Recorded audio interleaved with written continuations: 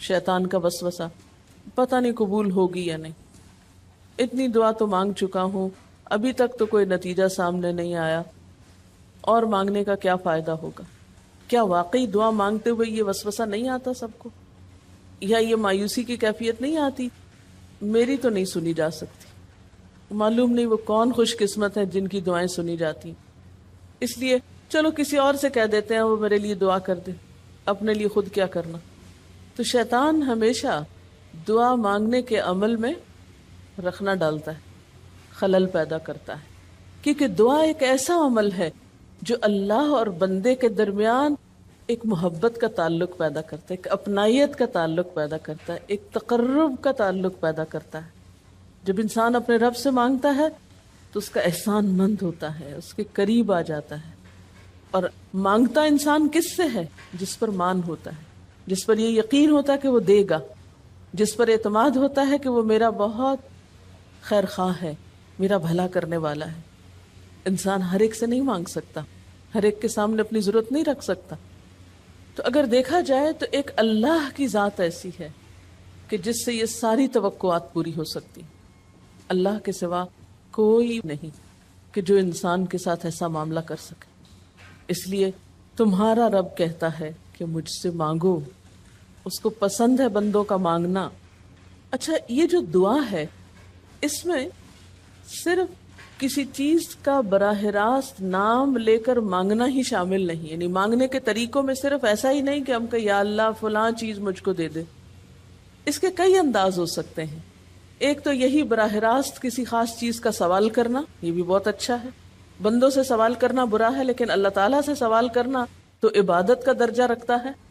یعنی کتنا پیار آتا ہے نا اللہ تعالیٰ پہ کہ ضرورت ہماری ہے اور ہمارے اس مانگنے کے عمل کو بھی عبادت کہہ رہے ہیں، کیونکہ ایک تعلق ہے نا، وہ وقت اس کی یاد میں گزرتا ہے، اس کی طرف متوجہ ہو کر گزرتا ہے، اس لیے وہ وقت بھی عبادت بن جاتا ہے، وہ عمل بھی عبادت ہو جاتا ہے۔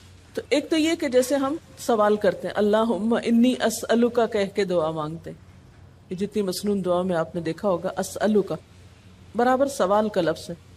لیکن کچھ دعائیں ایسی ہوتی ہیں جس میں سوال نہیں کیا جاتا، صرف اللہ تعالیٰ کی حمد و ثنا کر دی جاتی، جیسے حضرت ایوب علیہ السلام نے کہا تھا انی مسنی الضر وانت ارحم الراحمین۔ یہ بھی دعا کا ایک انداز ہے، مانگا کچھ بھی نہیں، بس اپنی تکلیف کا اظہار کر دیا اور اللہ تعالیٰ کی حمد و ثنا کر دی، مجھے تکلیف پہنچی ہے اور آپ سب سے بڑھ کے رحم فرمانے والے۔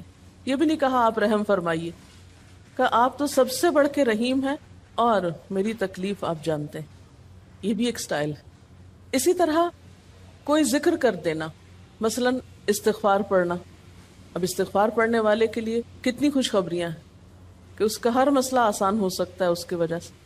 خیر اس میں تو بخشش کی طلب ہوتی ہے، ایک طلب کا انداز ہے، لیکن استغفار جو ہے وہ عام دعا سے ذرا مختلف ہے۔ اسی طرح درود شریف پڑھنا، اس میں اپنے لیے تو آپ کچھ بھی نہیں مانگ رہے ہوتے، نبی صلی اللہ علیہ وسلم کے لیے مانگ رہے ہیں، لیکن وہاں کیا ہو رہا ہے کہ جب آپ ان کے لیے رحمت کی دعا مانگتے ہیں اللہ تعالیٰ آپ پہ 10 رحمتیں فرماتے ہیں۔ یہ بھی ایک مانگنے کا انداز ہے۔ اب درود شریف پڑھنا جو ہے باعث برکت بھی ہے، عبادت بھی ہے، ذکر بھی ہے اور ایک طرح کی دعا بھی ہے۔ اسی طرح بعض اذکار کے آپ نے کتنے فائدے دیکھیں، صبح شام کی دعاؤں میں آپ دیکھیے، آپ پڑھتے ہیں بسم اللہ الذی لا یضر مع اسمہ شیء فی الارض ولا فی السماء وہو السمیع العلیم۔ یہ صرف ذکر ہے، اس میں آپ مانگ تو کچھ نہیں رہے، لیکن کتنی فضیلت ہے اس کی کہ جو شخص یہ دعا پڑھے گا اس کو کوئی چیز نقصان نہیں دے گی۔ اس میں آپ یہ نہیں کہہ رہے کہ یا اللہ میں تجھ سے سوال کرتا ہوں کہ ہر نقصان دہ چیز کو مجھ سے دور کر دے، نہیں۔ پھر اسی طرح اللہ تعالیٰ کی حمد و ثنا کے جو کلمات ہیں، مثلا لا الہ الا اللہ وحدہ لا شریک لہ لہ الملک ولہ الحمد وہو علی کل شیء قدیر۔ عرفات کی حدیث میں آتا ہے کہ آپ نے فرمایا کہ عرفات میں میری دعا اور مجھ سے پہلے انبیاء کی دعا یہ کلمہ ہے، یہ لا الہ الا اللہ۔ اب اگر دیکھا جائے تو اس میں تو کوئی دعا کی بات نہیں، یہ تو صرف اللہ کا ذکر ہے۔ تو یہ بھی مانگنے کا ایک طریقہ، ہم مانگے کچھ نہیں، بس صرف ذکر کرتے رہے اس کا بیٹھ کے۔ اسی طرح آپ دیکھتے ہیں کہ طواف کے دوران آپ کیا پڑھتے تھے، سبحان اللہ والحمد للہ ولا الہ الا اللہ واللہ اکبر۔ اب یہ دعا تو نہیں، یہ تو ذکر ہے اللہ کا۔ تو اللہ تعالیٰ کا ذکر کرنا، اس کی کتاب کی تلاوت کرنا، اس کو پڑھنا، علم حاصل کرنا، یہ ایسے اعمال ہیں کہ جن میں مشغول ہو کر انسان کے لیے کائنات کی ہر چیز دعائیں کرنے لگتی، طالب علم کے لیے بہت سی مخلوق دعائیں کرتی. آپ مشغول ہو گئے کسی اور کام میں، خدمت خلق میں یا علم حاصل کرنے میں، اور اللہ تعالیٰ کی مخلوق شروع ہو گئی آپ کے لیے دعائیں کرنا. عرش والے فرشتے آپ کے لیے دعائیں کرنے لگتے ہیں اگر آپ ایمان لا کر اچھے کام شروع کر دیں. تو اللہ سے مانگنے کے مختلف انداز ہیں، ڈائریکٹ مانگنا بھی اور مختلف عبادات کرنا بھی. اسی طرح وَاسْتَعِينُوا بِالصَّبْرِ وَالصَّلَاةِ، مدد مانگو صبر اور نماز سے. ٹھیک ہے، نماز میں انسان بہت سی دعائیں پڑھتا ہے، لیکن اگر مشکل وقت میں انسان صبر کے ساتھ نفل پڑھ کے اللہ تعالیٰ کا ذکر کرے اور اس کو سمجھ نہ بھی آئے کہ کیا دعا مانگو، کیونکہ بعض پریشانیاں ایسی ہوتی ہیں کہ انسان منہ سے کچھ نکال بھی نہیں سکتا، تو یہ نماز بھی کافی ہو جائے گی. وَقَالَ رَبُّكُمُ ادْعُونِي، اور تمہارا رب کہتا ہے مجھے پکارو. اور پکارنے کے کئی انداز ہیں. دل ہی دل میں پکارنا بھی آتا ہے، چپ کے پکارنا بھی آتا ہے، اونچی آواز سے پکارنا بھی آتا ہے، اکیلے پکارنا بھی آتا ہے، سب کے ساتھ مل کے دعا کرنا بھی آتا ہے. کوئی دعا مانگ رہا ہو تو آمین کہنے سے بھی بات بن جاتی. مجھے یاد ہے کہ ایک دفعہ میں عمرے پر گئی اور طواف کے بعد جہاں میں نفل پڑھ رہی تھی، تو نفل کے بعد میں نے سوچا کہ میں اپنی دعا کرتی ہوں. اتنے میں ایک شخص عربی میں کوئی دعا مانگ رہا تھا. اتنی خوبصورت دعا تھی کہ میں نے ایسی دعا کسی سے نہیں کبھی سنی، اور میں نے صرف آمین کہنا شروع کر دیا. میں نے کہا یا اللہ، میری تو نہ زبان میں اتنی بلاغت و فصاحت ہے، نہ مجھے اتنی باتیں آتی ہیں، مجھے تو مانگنا بھی نہیں آتا، تو بس جو کچھ یہ مانگ رہا مجھے بھی یہی دے دے. میں نے صرف آمین آمین آمین کہنا شروع کر دیا. یہ کتنا بڑا اس کا احسان ہے کہ ہم آمین کہہ کے بھی شامل ہو جاتے ہیں دوسروں کی دعاؤں میں.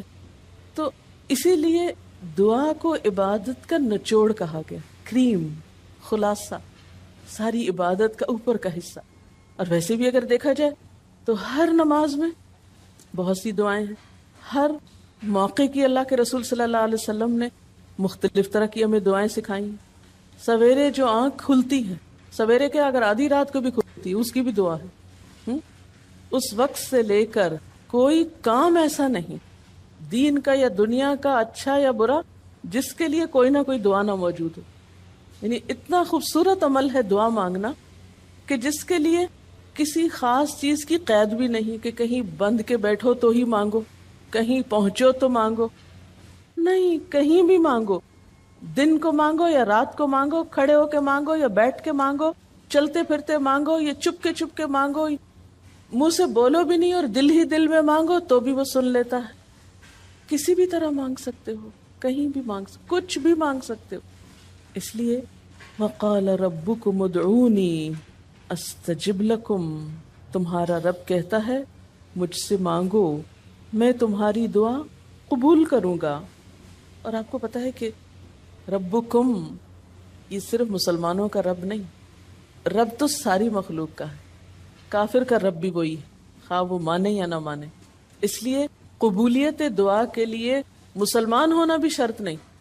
اگر کوئی کافر بھی اللہ کو پکارتا ہے، اپنے رب کو پکارتا ہے، تو وہ اس کی بھی سنتا ہے. اور خصوصاً اگر وہ مظلوم ہو، کسی نے اس پہ ظلم کیا ہو، تو وہ فریاد فوراً اوپر پہنچتی ہے، خواہ وہ مسلمان نہ بھی ہو. اس لیے یہ جو دعائیں ہیں یہ آپ سب کو بتا سکتے ہیں، مسلم نان مسلم سب کو سکھا سکتے ہیں، تاکہ وہ اپنے رب کو پکارے اور رب ان کو ہدایت دے. اور پھر آپ دیکھیں گے کہ دعا کے ذریعے جو اللہ تعالیٰ پر اعتماد بیٹھتا ہے، اور اگر وہ خصوصاً یہ کہ جلدی قبول ہو جائے، تو اس وقت جو ایک خصوصی شکر کی کیفیت آتی ہے. لیکن یہ کہ مایوس نہیں ہونا. بات میں یہ کر رہی تھی کہ اس کے لیے کوئی شرط نہیں کہ کوئی شخص بہت نیک مسلمان ہو یا بہت اچھا مسلمان ہو، وہ تو گناہ گاروں کی بھی سنتا ہے. اس لیے بعض اوقات لوگ جب مایوس ہونے لگتے ہیں نا کہ ہم تو بہت گناہ گار ہیں، ہماری نہیں سنی جائے گی، تو انہیں مایوس نہیں ہونا چاہیے. مایوس ہو کے کہاں جائیں گے سننے؟ کس سے مانگنے جائیں گے؟ ان کو بھی پکارنا چاہیے، خواہ کوئی کیسے بھی گناہ میں ڈوبا ہوا، کیسی بھی حالت میں ہو، اور اس کے لیے بھی مانگنا چاہیے. حتیٰ کہ کافر جب تک زندہ ہے، اس کی صحت کے لیے، اس کی ہدایت کے لیے، اس کی خیرخواہی بھلائی کے لیے بھی آپ خوب دعائیں مانگ سکتے ہیں. آپ صلی اللہ علیہ وسلم ابو جہل کے لیے بھی دعا کرتے تھے، یا حضرت عمر کے لیے کہتے تھے کہ ان دونوں میں سے کسی ایک کو تو ضروری ہدایت دے. تو دعا ہر حال میں فائدہ دیتی، ان مصیبتوں میں بھی فائدہ دیتی ہے جو اتر چکی ہیں، ان میں بھی دیتی ہے جو نہیں اتری. دعا تو ابلیس کی بھی قبول ہوئی تھی، اس نے قیامت تک زندگی کی دعا مانگی تھی، اس کی بھی قبول کر لی گئی.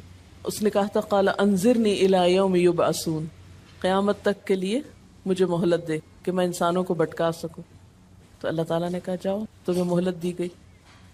اس لیے یہ خیال تو اپنے دل سے سب نکال دیں کہ ہماری دعا نہیں قبول ہوتی، سب کی ہو سکتی. شرط یہ ہے کہ آپ واقعی دعا مانگ رہے ہوں. ہاں، جو غافل دل سے مانگے اس کی نہیں قبول ہوتی، کیونکہ وہ مانگ نہیں رہا، وہ تو بس صرف ایک فرض پورا کر رہا ہے. وہ بظاہر دیکھنے میں مانگنے کا عمل نظر آ رہا ہے لیکن حقیقت میں مانگ نہیں رہا. تو حدیث میں آتا ہے کہ اللہ تعالیٰ غافل دل کی دعا نہیں قبول کرتا. بس کچھ ادب یہ ضرور سکھائے گئے کہ انسان قطع رحمی کی دعا نہ کرے، گناہ کی دعا نہ کرے، غلط کاموں کی دعا نہ کرے، اور پھر ساتھ یہ کہ دعا کرنے کے بعد مایوس نہ ہو، دعا میں جلد بازی نہ کرے، کیونکہ اللہ تعالیٰ نے قبولیت دعا کا وعدہ کر رکھا ہے. استجب لکم، میں قبول کروں گا تمہاری دعائیں. ہاں، یہ ضرور ہے کہ قبولیت کی شکلیں مختلف ہوتی ہیں. بعض اوقات تو انسان کو بالکل وہی مل جاتا ہے جو وہ چاہتا ہے، بعض اوقات وہ نہیں ملتا جو وہ چاہتا ہے، بلکہ وہ دے دیا جاتا ہے جو اس کو زیادہ ضرورت ہوتا ہے.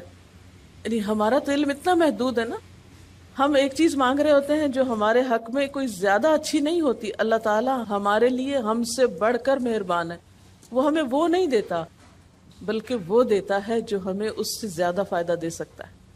اگر آپ اپنی گزشتہ زندگی کی دعاؤں پہ ایک نظر ڈالیں تو ہم کتنی چھوٹی چھوٹی چیزیں مانگتے رہے ہیں اور اللہ تعالیٰ نے ہمیں اس سے بڑھ کر عطا کیا ہے. ہم سب کو جو اللہ تعالیٰ نے دین کی سمجھ دی یا دین کو سیکھنے کا شوق دیا، ضروری نہیں کہ ہم سب نے یہ مانگا ہی ہو کہ اللہ تو ہمیں موقع دینا اپنے دین کو سیکھنے کے لیے، سکھانے کے لیے. لیکن یہ ضرور ہو سکتا ہے کہ ہم زندگی میں کچھ اور مانگتے رہے اور ہمیں وہ نہیں ملا، یہ نعمت مل گئی اور وہ ہمارے حق میں زیادہ بہتر ہو گئی. اور یہ ہو سکتا تھا کہ ہمیں وہ چیز مل جاتی اور آج ہم اس چھوٹی سی چیز کو لے کر اس کا شوق بھی پورا کر چکے ہوتے، اس کی ساری اٹریکشن ختم ہو چکی تھی. کیونکہ دنیا کی کوئی چیز ایسی نہیں جس کی اٹریکشن ختم نہ ہو جائے یا جس کی ویلیو گھٹ نہ جائے، جو پرانی نہ ہو جائے. لیکن قرآن کا علم ایک ایسا علم ہے جو ہر دم نیا لگتا ہے، ہر دم زندگی دیتا ہے، خوشی دیتا ہے، سکون دیتا ہے، ایک راحت ملتی ہے. یہ پرانا نہیں ہوتا. پھر اسی طرح یہ بھی ہوتا ہے کہ بعض اوقات انسان کی کوئی آفت ٹال دی جاتی.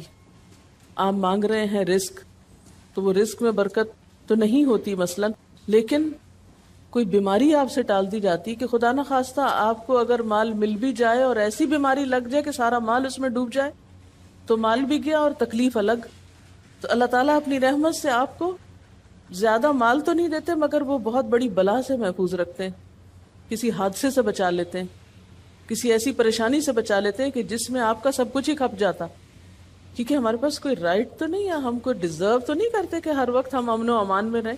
ہمارے اپنے گناہوں کی بدولت، کئی بیرونی اسباب کی بدولت کوئی مشکل، کوئی حادثہ، کوئی مصیبت کسی بھی وقت آ سکتی جو دنیا میں مختلف لوگوں پر آتی رہتی. ہم ہر امن ڈیزرو تھوڑی کرتے ہیں، یہ تو اللہ کی عنایت اور رحمت اور نعمت ہے کہ وہ جو ہمیں دیے ہوئے یہ. اور یہ عین ممکن ہے کہ ہم کوئی اور دعا مانگتے ہوں اور اللہ تعالیٰ اس کی بجائے ہمیں عافیت میں رکھے ہوئے ہو، ایک پرسکون زندگی دیے ہوئے ہمیں کہ ہمارے ہاتھ پاؤں سلامت ہیں، ہم بول سکتے ہیں، ہم دیکھ سکتے ہیں، ہم کھا پی سکتے ہیں، ہم چل پھر سکتے ہیں، ہم کسی کے محتاج نہیں ہیں. کتنا بڑا احسان ہے اس کا. اس لیے اگر کوئی دعا وقتی طور پر بعین ہی قبول نہیں ہوتی، بعین ہی کا کیا مطلب ہے؟ ایز اٹ از، جس طرح ہم چاہتے ہیں، تو بھی کوئی بات نہیں، صبر کرنا چاہیے. لیکن یہ نہیں سوچنا چاہیے کہ نہیں اللہ تعالیٰ دعا نہیں سنتا. ایک اور جگہ پر بھی فرمایا وَإِذَا سَأَلَكَ عِبَادِي عَنِّي فَإِنِّي قَرِيبٌ أُجِيبُ دَعْوَةَ الدَّاعِ إِذَا دَعَانِ فَلْيَسْتَجِيبُوا لِي وَلْيُؤْمِنُوا بِي لَعَلَّهُمْ يَرْشُدُونَ. جب میرے بندے آپ سے میرے بارے میں سوال کریں تو آپ بتا دیجئے کہ میں قریب ہوں، بہت قریب ہوں. اجیب دعوت الداعی، میں پکارنے والے کی پکار کا جواب دیتا ہوں.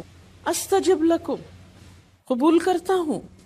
یہ ایسے دل کے بہلانے کے لیے نہیں کہا گیا، یہ حقیقت ہے، یہ سچ ہے، اس پر ہمارا ایمان اور یقین ہونا چاہیے پختہ، اور اس کو چھوڑ کر اوروں کے پاس نہیں جانا چاہیے، کسی اور سے نہیں مانگنا چاہیے، صرف اسی سے مانگنا چاہیے، کیونکہ یہ عبادت بھی ہے اور پھر وہ ہر چیز دینے کے قابل بھی ہے، اس کی قدرت، اس کا علم، اس کی رحمت ہر چیز پہ چھائی ہوئی ہے، اس لیے اس سے مانگتے چلے جاؤ، اور پھر کبھی ایک انداز سے، کبھی دوسرے انداز سے، کبھی تیسرے انداز سے، لیکن اس سے ہمیشہ اچھی امید رکھو، لا تقنطوا من رحمت اللہ۔ لیکن اس کے ساتھ ساتھ ہمیں کچھ فارمل آداب بھی سکھائے گئے ہیں، ایٹ ٹائمز ان کا بھی لحاظ رکھنا چاہیے، یعنی ہر وقت دعا مانگنے کے لیے فارمل انداز اختیار کرنے کی ضرورت نہیں ہے۔ مثلا صبح شام کے اذکار ہیں، چلتے پھرتے آپ پڑھ سکتے ہیں، اب مثلا باتھ روم میں داخل ہونے کی دعا ہے تو اب آپ پہلے سے تسبیح اور درود شریف تو نہیں اس کے پڑھیں گے، یا نکل کے وہ ساری فارمیلٹیز تو نہیں پوری کریں گے جو دعا کے اول آخر کی جاتی ہیں عموماً جب فارمل دعا مانگی جاتی۔ تو ایٹ ٹائمز آپ بس ڈائریکٹ دعا مانگ لیں، ایٹ ٹائمز آپ پوری فارمیلٹیز کے ساتھ مانگ لیں، اور اس میں آپ دیکھیے کہ فارمل دعا مانگنے کا طریقہ کیا ہے کہ اللہ تعالیٰ کی حمد و ثنا سے شروع کیا جائے، نبی صلی اللہ علیہ وسلم پر درود بھیجا جائے، پھر اسی طرح یہ ہے کہ دعا میں عاجزی ہونی چاہیے، مانگنے کا انداز غالب ہونا چاہیے، شعر کے انداز میں چیخ چلا کے دعا نہیں مانگنی چاہیے، یا تقریر کے انداز میں دعا نہیں مانگنی چاہیے، امید اور خوف کے درمیان اعتدال کے ساتھ، پھر اسی طرح یہ کہ دعا میں مبالغہ آرائی نہیں کرنی چاہیے، پھر اسی طرح کچھ چیزیں ایسی ہیں کہ جن کا اگر اہتمام کبھی ہو سکے، کبھی کبھار تو بہت اچھا ہے، اور خصوصی جو قبولیت کے اوقات ہیں ان کا لحاظ رکھتے ہوئے ان مواقع سے فائدہ اٹھانا چاہیے، مثلا رات کے تیسرے حصے میں یعنی سحر کے وقت، پھر اسی طرح اذان اور اقامت کے درمیان، صف میں کھڑے ہو کر، صدقہ کرنے کے بعد، کوئی بھی نیکی کا کام کرنے کے بعد، عصر کی آخری گھڑی میں، جمعے کے دن ایک خاص گھڑی میں، سجدے میں دعا، رات کو آنکھ کھل جانے پہ دعا، امر بالمعروف اور نہی عن المنکر کے بعد دعا، تلاوت قرآن کے بعد دعا، عرفہ کے دن کی دعا، رمضان کے مہینے میں خصوصاً روزہ افطار کرتے وقت دعا، پھر عادل امام کی دعا، مسافر کی دعا، بارش کے وقت کی جانے والی دعا، یہ خاص قبولیت کے اوقات اور اسباب ہیں، پھر التحیات اور درود شریف کے بعد کی جو دعا ہے جو ہم بیٹھ کے نماز کے آخر میں پڑھتے ہیں، یہ بھی صرف رب جعلنی تک ہی نہیں بلکہ اس سے زیادہ دعائیں بھی ہیں۔ پھر اسی طرح جب اللہ تعالیٰ پر بہت پیار آ رہا ہو، بہت دل اس کی طرف متوجہ ہو، کیونکہ اللہ تعالیٰ غافل دل کی دعا نہیں سنتے، تو جب دل بہت متوجہ ہو تو فوراً دعا کے بھی فائدہ اٹھا لیں۔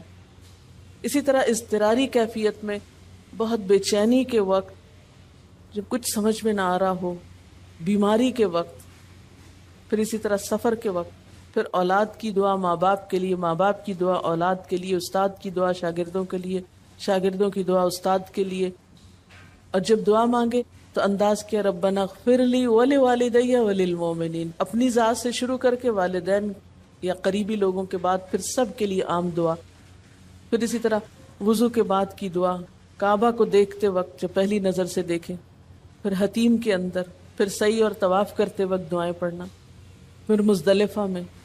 لیکن یاد رکھیے کہ ان قبولیت کے خاص مواقع اور مقامات کے علاوہ دعا تو کسی بھی وقت کی جا سکتی اور کوئی بھی گھڑی قبولیت کی گھڑی ہو سکتی، اس لیے ہمیشہ دعا مانگتے وقت یہ یقین رکھیں کہ اللہ تعالیٰ قبول کرے گا، مایوسی کے ساتھ دعا نہ ہو، کیونکہ جتنی ہماری دعا کے اندر یقین کی کیفیت ہوگی اتنا ہی انشاءاللہ قبولیت کے چانسز زیادہ ہوں گے۔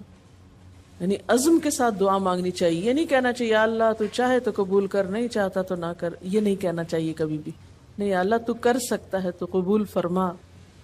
پھر اسی طرح آپ دیکھیں کہ مظلوم کی بد دعا جو ہے وہ بہت تیزی سے قبول ہوتی، کہتے ہیں نا مظلوم کی بد دعا سے بچو کیونکہ وہ کہاں جا پہنچتی ہے، ساتویں آسمان تک۔